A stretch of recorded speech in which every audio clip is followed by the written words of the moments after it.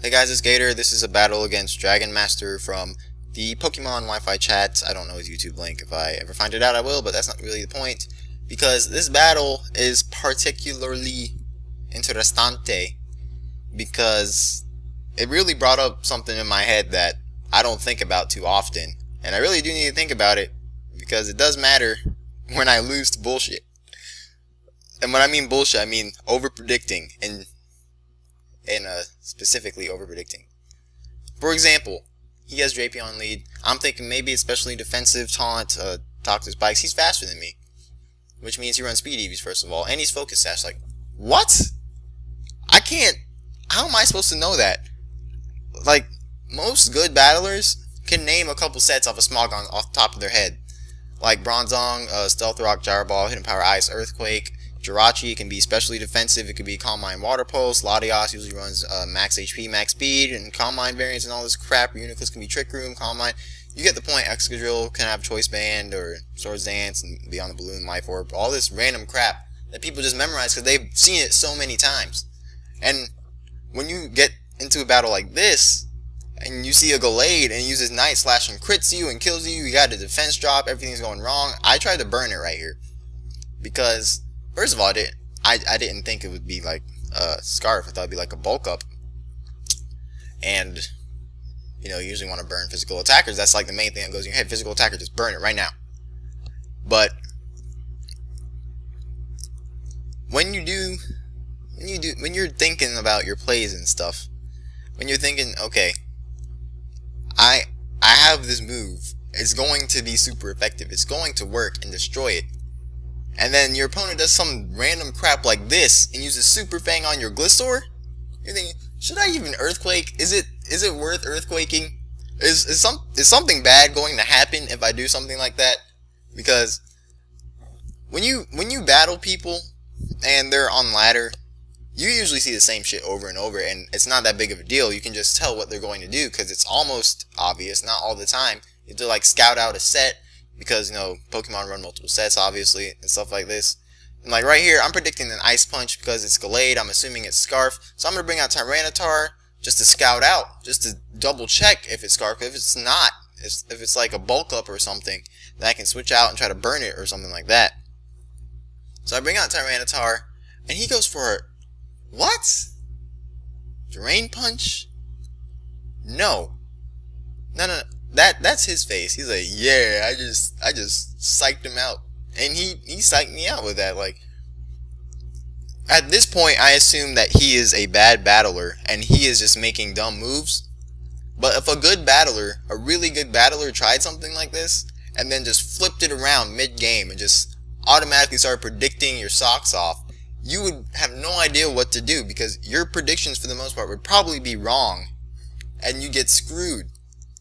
Like, let's say, okay, early on, he doesn't really switch much. He gets a Dragon Dance up with Gyarados. You bring out Rotom Wash. He goes for a freaking Waterfall and you just kill it off. And then later in the match, it's like down 2-3. He has an itzGator and you still have your Gliscor, but you know it'll die to a Rock Slide. So it's either you can like protect or do all this random crap, and you're thinking, okay, based on what happened early on, he's probably gonna try to set up in my face because he's done it with his Gyarados and his Volcarona and all this stuff, and then he Rock Slides, you're dead, your whole team gets swept because you made one prediction based on what happened earlier in the match. And that's how you usually play. You can't automatically assume your opponent is going to predict the shit out of you just because he's high in ladder. He could be getting lucky hacks, which usually I've seen a couple times. This is one guy I battled the other day. He got like 6 crits on me. It was pretty annoying. It was with the Latios too. It was like Specs Draco Meteor crit me twice and ruined Tyranitar, and he just destroyed me. But it's not the point. The point is, predictions aren't valuable if you don't know how your opponent is going to play. And if your opponent keeps that in mind and tries to mess up your whole function of how you try to predict, you're not going to predict right. And I really worry about predicting when it comes to battles because I make a bad prediction, I lose. If I make a good prediction, usually things go well. But it makes me realize it's not all about predicting.